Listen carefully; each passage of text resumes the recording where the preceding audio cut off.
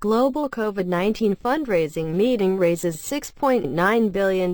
Leaders want vaccine for all. Brussels. Reuters. A global fundraising meeting on Saturday raised €6.15 billion, $6.9 billion from the United States, the European Commission and numerous countries to fight COVID-19. With many participants stressing that an eventual vaccine should be available to anyone who needs it.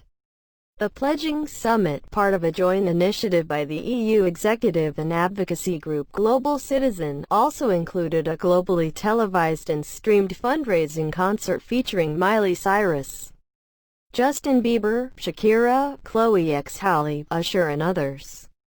The Commission, together with the European Investment Bank, pledged €4.9 billion, $5.50 billion, the United States $545 million, Germany €383 million, Canada $300 million, $219 million, and Qatar $10 million.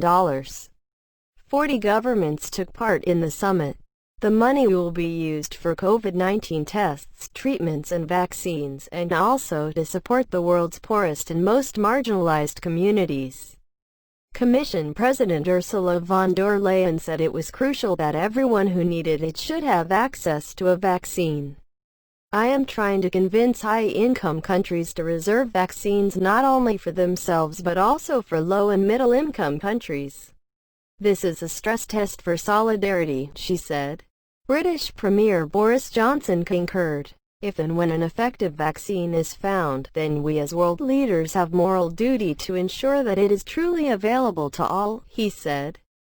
French President Emmanuel Macron was adamant about pooling efforts together.